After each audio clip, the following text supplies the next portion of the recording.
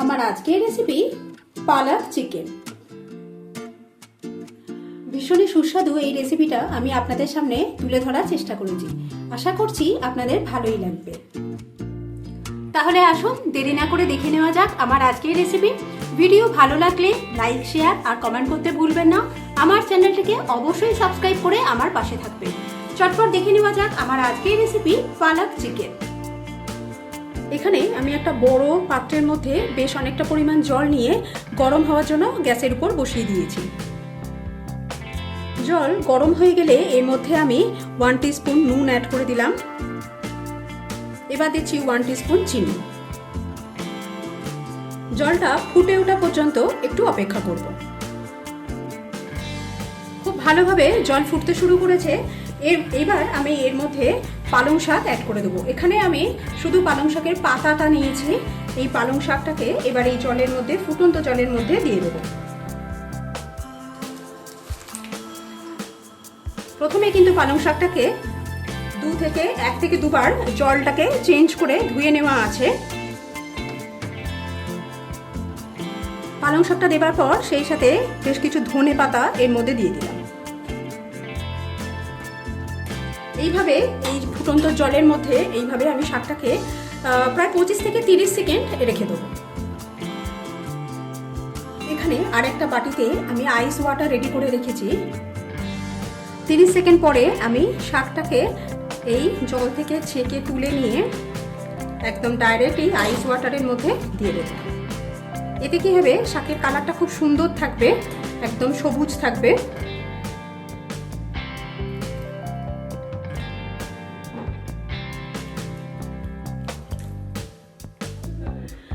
আইস ওয়াটারের মধ্যে পালং শাকটা অল্প কিছুক্ষণ রাখার পরে আমি জল থেকে খুব ভালোভাবে এইভাবে চেপে চেপে তুলে নিচ্ছি।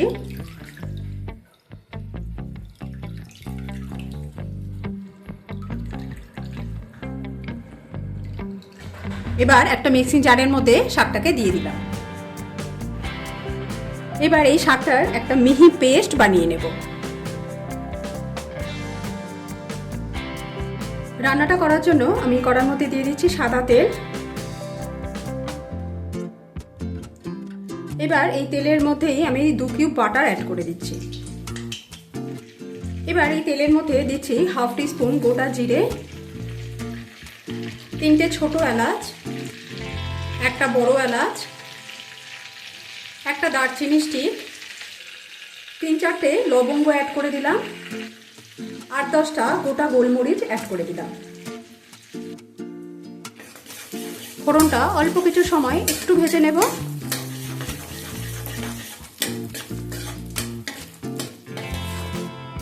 ফোড়ন থেকে খুব সুন্দর গন্ধ বেরোতে শুরু করেছে। এইবার আমি এর মধ্যে স্লাইস করে রাখা পেঁয়াজ অ্যাড করে দেবো। এখানে 3টে মিডিয়াম সাইজের পেঁয়াজকে স্লাইস করে কেটে নেওয়া আছে।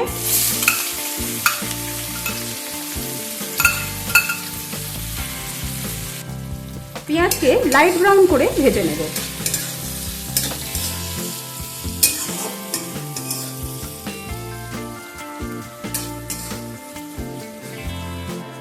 পেঁয়াজ একটু সফট হয়ে গেলে এর মধ্যে আমি আদা রসুনের পেস্ট অ্যাড করে দেব। এখানে আমি 2 টিস্পুন আদা রসুনের পেস্ট দিয়ে দিলাম।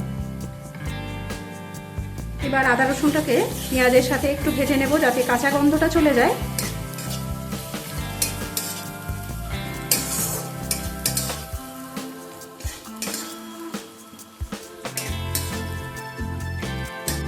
আদা রসুনটা ভেজে নেওয়া হয়ে গেলে এর মধ্যে আমি টমেটো পেস্ট অ্যাড করে দিচ্ছি। এখানে 2টো মিডিয়াম সাইজের টমেটোর পেস্ট বানিয়ে নিয়েছিলাম, এটাকে দিয়ে দিলাম।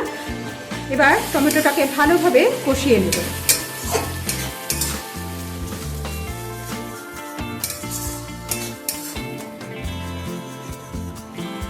টমেটোটা করতে করতে কিছু গুঁড়ো মশলা আমি এর মধ্যে অ্যাড করে দেবো। দিয়ে দিচ্ছি ধনে গুঁড়ো। এখানে 1.5 টিস্পুন ধনে গুঁড়ো আমি অ্যাড করে দিলাম। 1/2 টিস্পুন জিরে গুঁড়ো দিয়ে দিচ্ছি, 1/2 টিস্পুন হলুদ। এবার মশলাটা ভালোভাবে মিশিয়ে নিলাম। এই মশলাটাকে খুব সুন্দরভাবে এবার কষিয়ে নেব। মশলা কষাতে কষাতে মশলা থেকে তেল ছেড়ে এসছে। এই সময়ে আমি এর মধ্যে কাঁচা লঙ্কা পেস্ট অ্যাড করে দিচ্ছি। এখানে আমি 2 টিস্পুন কাঁচা লঙ্কার পেস্ট দিয়ে দিলাম। এখানে আমি আর গুঁড়ো লঙ্কা ব্যবহার করব না, তাই পুরোটাই কাঁচা লঙ্কাতেই করব। আপনারা লঙ্কাটা মানে আপনাদের স্বাদ অনুযায়ী কম বেশি করে নিতে পারেন। অল্প কিছুক্ষণ একটু নাড়াচাড়া করে নেব। এবার আমি এর মধ্যে চিকেন অ্যাড করে দেবো। এখানে আমি 700 গ্রাম উইথ বোন চিকেন নিয়েছি। এবার এই চিকেনটাকে এর মধ্যে দিয়ে দিচ্ছি। চিকেনের পিসগুলো মিডিয়াম করে কেটে নেওয়া আছে, মিডিয়াম সাইজের। প্রথম 3 থেকে 4 মিনিট হাই ফ্লেমে চিকেনটাকে মশলার সাথে কষিয়ে নেব।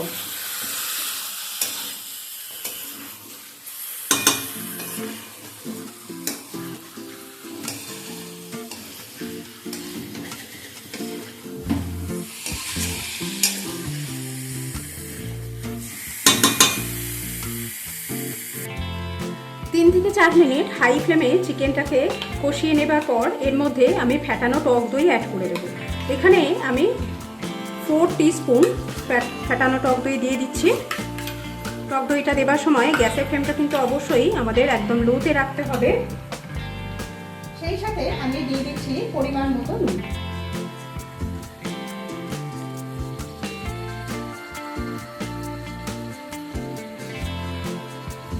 এবার দইটা দেবার পর ভালোভাবে কষিয়ে নিতে হবে। একবার সমস্ত কিছু ভালোভাবে মিশিয়ে নেব, তারপর গ্যাসের ফ্লেমটা লো টু মিডিয়ামে করে ভালোভাবে এটাকে চিকেনের সাথে কষিয়ে নেব।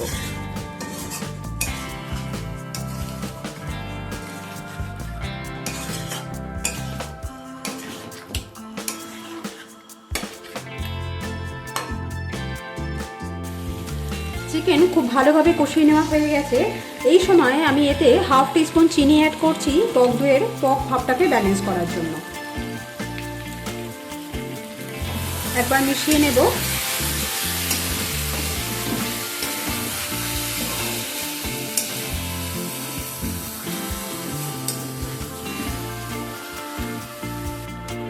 এবার আমি এর মধ্যে দিয়ে দিচ্ছি পালং শাকের পেস্ট।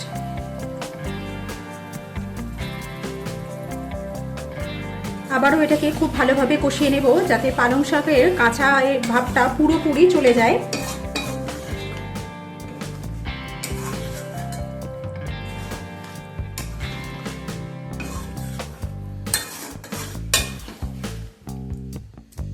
এটা কষানোর সময় আমি এটাকে কভার করে দিয়ে কষবো যাতে কষার সাথে সাথে চিকেনটা সেদ্ধ হতে থাকে।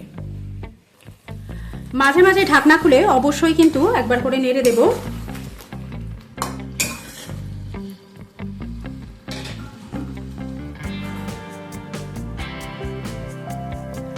প্রায় 10 থেকে 12 মিনিট সময় নিয়ে চিকেনটাকে খুব ভালোভাবে কষিয়ে নেবার পর এতে আমি গরম জল অ্যাড করে দিচ্ছি।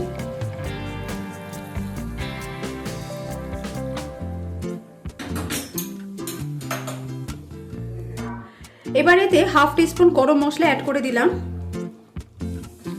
সমস্তটা ভালোভাবে একবার মিশিয়ে নেব। নুনটা প্রথমেই পরিমাণ মতো দেওয়া ছিল, তাই এখন আর নুন অ্যাড করলাম না।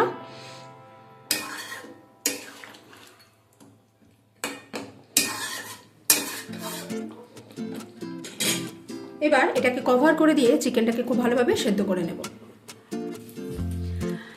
রান্না কমপ্লিট। মাংস খুব ভালোভাবে সেদ্ধ হয়ে গেছে। নামাবার আগে এতে আমি ড্রাই রোস্ট করা কাসুরি মেথি হাতের সাহায্যে এরকমভাবে গুঁড়ো করে এর মধ্যে দিয়ে দিলাম। সেই সাথে কিছু ফ্রেশ ধনেপাতা কুচিও এতে অ্যাড করে দিলাম। এবার তড়কা দেব, তার জন্য আমি একটা পাত্রের মধ্যে দিয়ে দিচ্ছি সাদা তেল।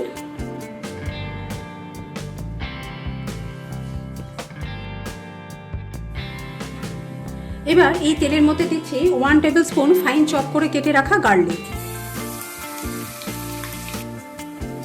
রসুনটাকে হালকা একটু ভেজে নেব। এই রেসিপিটায় আপনারা না চাইলে তড়কা নাও দিতে পারেন, তবে তড়কা দিলে এর স্বাদ কিন্তু বহুগুণ বেড়ে যায়। রসুনটা হালকা ফ্রাই হয়ে গেলে এর মধ্যে আমি একদম মাঝখান থেকে কেটে রাখা কিছু কাঁচা লঙ্কা এর মধ্যে দিয়ে দিলাম।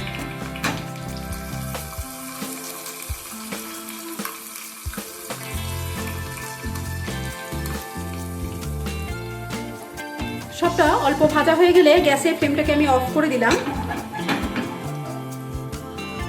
দিচ্ছি সামান্য পরিমাণ হিং। এবার half teaspoon Kashmiri red chilli powder এতে অ্যাড করে দিলাম। অবশ্যই কিন্তু গ্যাসের ফ্লেমটা অফ করে দিয়ে এগুলোকে অ্যাড করব। একবার ভালোভাবে মিশিয়ে নিচ্ছি।